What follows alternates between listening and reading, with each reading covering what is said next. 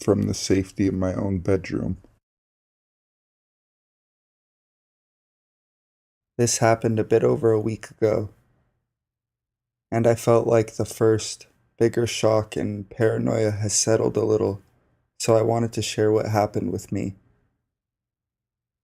I will begin my story time with a little explanation about how my apartment building is designed, as that information is quite essential to understanding the story.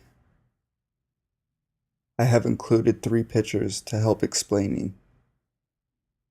If it matters, anyhow, I am female, 21. So, I live in a medium-sized town, nearby the center area, but still in somewhat quiet neighborhood. My building basically has elders and family people living here, but hence the location. The main doors are always locked, so you either need to have a key or have someone buzz you in order to get inside the building. Once you enter the building, there's obviously the staircase. Well, at each mid-floor, there are these small balconies. I don't really understand why though, as each apartment has its own balcony too. But sometimes people clean their carpets out there, etc. I live on the 3rd floor and you can see directly into my bedroom from the balcony, which is located on the 2.5 floor. Here are the pictures to clear up any confusion. I will explain one more thing before beginning with the juicy stuff itself. My building is also located behind a big school building, so I don't usually close my curtains as there's nothing but a big empty parking lot in front of the building at night. A lot of people wouldn't be wandering around it anyway. Now let's get to the actual experience. It was the night between Wednesday and Thursday, and I didn't have work the next day, so I was just spending some quality time, aka watching YouTube from my tablet. I hear some noise coming from the hallway, kind of heavy footsteps and the sound of someone occasionally bumping into the handrail, as if drunk or just tired. But that's nothing very unusual, as I live in a building with other people living in it, so you do hear some noise even at night. The part where it gets weird is when I hear the footsteps end on my floor. My bedroom wall and the side of my bed where my head is located against the wall where the staircase is on the other side of. So it was clear that the person had stopped. I don't hear any doors opening nor footsteps anymore, just silence. I found it kind of disturbing that someone was just standing in the hallway in the middle of the night. After a while of silence, I hear the footsteps again, but this time more quiet and gentle, starting to walk back down the stairs. I just thought maybe someone was drunk and entered the wrong staircase or something. Not a big deal. They're gone now. I continued my YouTube marathon for a while before getting kind of sleepy. One thing I enjoy before going to bed is looking out of my window. There's one main road located at the end of the big parking lot, so sometimes I just watch cars passing by before going to sleep. So I put on some music with quiet volume, apartment buildings, and began my staring session. During the second song, I suddenly noticed a small source of light and some movement in the down left corner of my eyes. I lowered my gaze and just froze.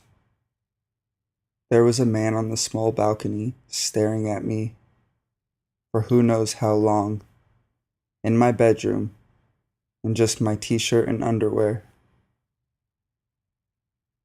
After what felt like at least a few minutes of being frozen in shock, probably was more like 5 seconds, I quickly closed the blinds and went to check that both of my apartment doors were properly closed and locked. Luckily they were.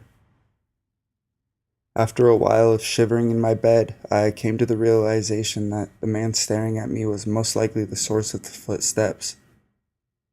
He perhaps had heard the sound of someone being awake in my apartment and listened to that for a while, then noticed the balcony and decided to check it out, and noticed that you could see into the windows from there. I'm not completely sure, but I think he could have possibly seen me before I even went to look outside from the window, as I had a small light on in my room, and it was relatively dark outside, and I had no curtains on. If he didn't see me before, though, he for sure as hell did while I was staring out the window. At that point, feeling the discomfort of being creeped out, without knowing, my thought process was stopped by the sound of someone trying to open my door. Luckily, my door is quite secure, so I didn't think the person could get it open. But then I heard the small letterbox being opened as slowly and quietly as possible. I still feel the hair in the back of my neck standing up while typing this out. I have 2 doors, thank God, so he couldn't see directly into my apartment. But I could hear him. He was just breathing sort of heavy, constantly swallowing as if he was either very nervous or just somehow disturbed. Creeping on people? Disturbed? No way. I think I held my breath and changed into a motionless wax figure until he closed the letterbox and for some reason sprinted down the stairs, making a whole lot of noise again this time. I was so fixated on each sound, so I heard the sound of the hallway door being opened, and I assumed he ran out. I didn't dare to look out the window to check, as I was still feeling watched. Nothing more happened that night, but I was certain of getting no sleep for the rest of the night. I called up my mom and explained what happened. She had work the next day, so I didn't want to disturb her sleep more by asking her to come sleep here or to pick me up. So we just agreed that we'd keep the phone line open through Viber throughout the night. I drank 2 energy drinks. Not such a great idea when your pulse rate is already sky high, and stayed up until it was light outside and normal people were awake. I fell asleep unwillingly.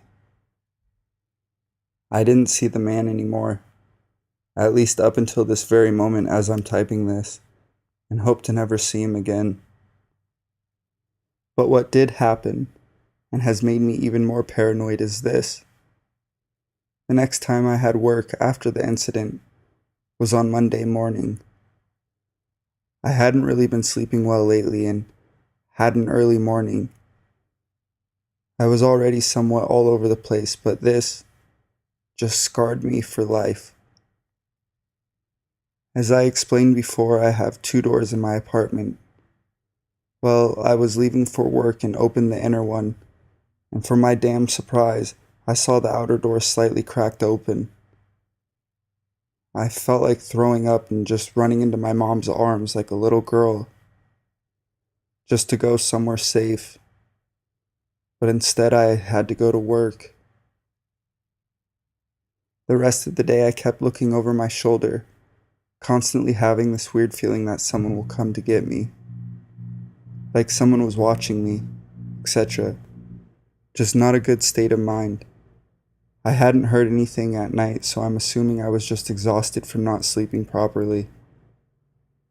I am so thankful for having 2 doors, because however he managed to ever so quietly open the outer door, he could have entered the apartment where I was basically passed out and done anything to me. I reported these 2 incidents to the building's management, and together we filed a police report. They promised to have someone guard the premises a while, until the situation settles down. I am sleeping still at my mother's house and hoping that once I return home, I'll be safe and one day be able to get rid of the paranoia. I will not be keeping my curtains open, nor checking out the window at night for a while. Thank you for reading. I had to get this out. Also, English is not my first language, so bear with me if there are some mistakes which might bother the reading experience. From the safety of my own bedroom. Update. I previously had submitted my experience with a creep who was watching me through my bedroom window, and all sorts of fun stuff. Well, now, I had already managed to rid myself of the horrible paranoia I had for the few months after the incident, until this just happened. This happened today, just about an hour ago, so I apologize as if my writing might not be the easiest to read. I'm still shaken. For a few days, my letterbox, the kind that is attached to an apartment door, had been opened and then just gently closed. I didn't think much of this as I had just been on holiday and attached a "no advertisements, thank you" sign above it, so my apartment wouldn't be filled with ads when I get back. And I hadn't taken it off yet. So I figured someone in a hurry to get their job done almost put the advertisements in my letterbox, then read the sign and, instead of dropping the ads, just closed the letterbox. So today I had come home from a busy day at work and went almost straight to the shower. My apartment is designed so that the bathroom door and the apartment door are literally a few steps from each other. While I was in the shower, I heard my letterbox open and then close again. I thought this was getting weird already, because if it had been the same ad guy, he would probably somehow notice the "no ads" sign by now. Or if it was a different person every time, then they wouldn't all be so blind, right? Slightly annoyed, but I continued with my shower. After I was done, I went to check if there was anything dropped off this time, and I found a note written on a receipt. It said, in my language, "I still think of you." Shivers. Fucking shivers. I couldn't do anything but stare at it for a while and think whether all the times the letterbox was opened was it this person who had left the note? And is this the same guy who had already once offended my home privacy? If it is, how long have they been watching me again?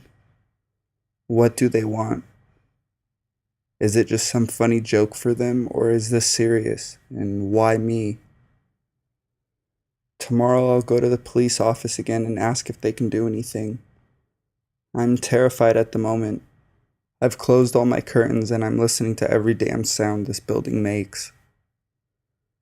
I'm really starting to feel like I'll have to spend my savings in order to move the hell out. Edit. I went to the local police station and they promised to have a closer look if they can do anything with the help of this receipt. At first, the person that I spoke with was so arrogant though, suspecting maybe that it was just a prank by some of my friends, or a secret admirer, and just basically laughed it off. Luckily, she changed her attitude once I got to tell her that my apartment manager and I had informed the police about the previous event too.